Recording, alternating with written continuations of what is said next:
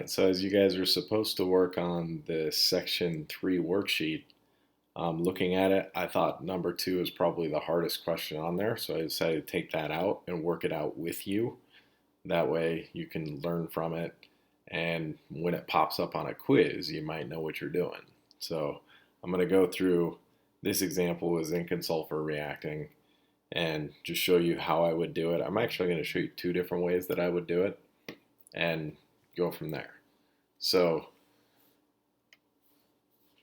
you're starting out with two different masses of different substances. Again, it's actually a little bit easier maybe when I tell you moles to start, but I don't have to tell you moles. So just do what you got to do. So if I gave you grams, you have to change those gram values into moles. So I have to figure out how many moles of zinc this is, which I would use a molar mass for, right? 1 mole of zinc on my periodic table has a mass of 65.38 grams. So I can turn that into moles, just divide, and I would get a 2.00 mole zinc answer. And then I do the same thing with the sulfur given, 256 grams, turn that into moles. And seems like that huge mass would be a lot of moles, right? It's way bigger than the 131, but that's not necessarily true because that sulfur has 8 components in it. So it's that 32 whatever times 8 gives me this 256.48 grams per mole, molar mass. So that's actually going to be 0.998 moles of that octet of sulfur. And so just be careful when you're looking at these things. Just because it looks like you have more sulfur to start doesn't mean you actually did, right? You only have 1 mole of sulfur. You have 2 moles of zinc, right? But it also depends on how those things balance. Because up here in the equation, kind of forgot to do this first, but that's all right. I have to balance this thing appropriately. And it looks like I need 8 moles of zinc for every 1 mole of sulfur for this reaction to work out. So that's the next part that I have to deal with, right? I am starting with 2 moles of zinc, possibly. But I want to know how many moles of sulfur it would take to react with that. So I do a ratio, right? 1 mole of sulfur over 8 moles of zinc. I'm skipping the mole label because I don't actually need it in this case. 2 divided by 8 gives me a 0.250 mole of sulfur answer. And again, I just have to recognize what's going on here. What I'm saying is that I need 0.250 moles of sulfur to react with 2 moles of zinc. But then I look up here, I actually have 0.998 moles of sulfur. So that means that I have more than I need, which means that sulfur can't possibly be limiting me. That has to be the thing that's in excess. So I actually could answer this question down here already.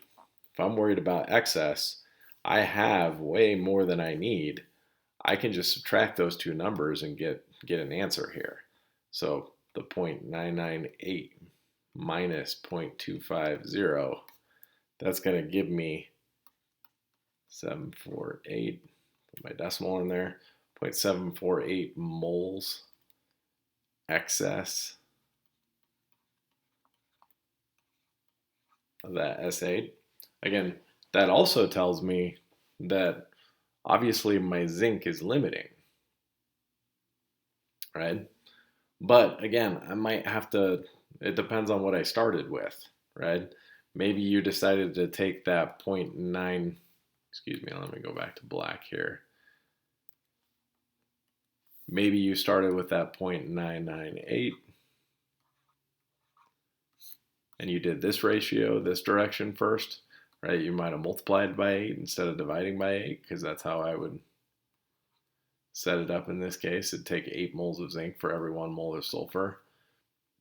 Then you work that out, multiply, and you get 7.98 moles of zinc, that again, the whole point of this is that I understand that, okay, when I say 7.98 moles of zinc, I'm saying that I would need this much, but up here, that's how much I have, 2 moles, right? So if I needed about 8 moles of zinc to react with that amount of sulfur, that 1 mole of sulfur-ish, but I only have 2 moles, I don't have enough. That's the whole point. That's why zinc is the limiting reactant. So somewhere, somehow, you need to say zinc is limiting. We already figured out how much excess of sulfur there is. And I've been teaching you this way to do it because it's easier for you to answer that second question in this case, right? But every once in a while, you don't really have to answer part B. It doesn't say how many moles excess are there. And then I really wouldn't do this problem this way at all. I'd actually probably do it differently. So I just wanted to show you how I might have done C if I didn't have to answer B. Because if you look at number 3, you don't have to answer how many moles excess there are, so don't worry about that. You wouldn't necessarily have to do it that way if you don't want to. So I'm going to start here a little bit differently, although I'm really going to do the same things. I'm going to start with the masses of each thing, 131 grams of zinc. Change that into moles. 1 mole of zinc is 65.38 grams. And then change that into moles of my product, actually. So again, I had this balanced equation from before. I just want to be able to see that again. I'm going to change it into the product this time. Over 8 moles of zinc, which is going to give me an answer, right? I multiply, I divide, I'm going to get 2.00 moles zinc sulfide, right? But then again, assuming I didn't know what my limiting factor was yet, in this case I actually do know that my zinc is limiting, but let's say I didn't find that out yet, I could find out a different way. I could start with my 256 grams of sulfur, change that into moles. Again, we already did that once, but let's assume we didn't do that yet. 1 mole would be 256.48 grams.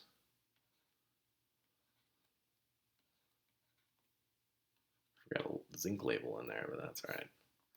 And then do a ratio again to the product this time.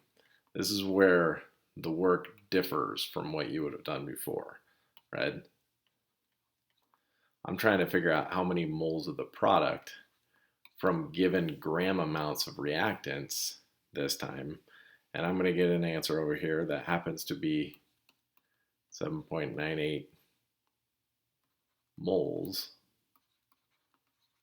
of zinc sulfide. And again, if this is what I would have done from the very beginning, right? And this is what I would do if I didn't have to answer the mole excess problem. If I had done this from the very beginning, all I'm doing is comparing these two numbers, 2 and 8, right? It's 7.98, but really, really close to 8, right? And I'm just thinking logically, right? If in one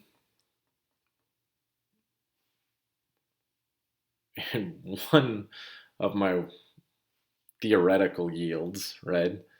In one case, I worked out that, okay, 131 grams of zinc could make 2 moles of zinc sulfide, right? But in the other case, 256 grams of sulfur can make 8 moles of zinc sulfide. Well, I can't really make 8 when one thing's telling me I can only make 2. All I have to do to identify the limiting is think about, okay, 2 is smaller than 8. That's what makes zinc my limiting reactant. It makes less than the sulfur could make. So again, if I didn't need to answer part B, I might have, instead of doing what I did for part A work, I might have gone ahead and figured out the moles of my product because I knew in part C I needed moles of product. So I was going to have to come up with that answer anyway, right? Now, again, because I did my work in part A, I might have done things differently. And it actually is really easy in this case because the zinc and the zinc sulfide are 1-to-1 ratios. The answer was 2, right, for a reason.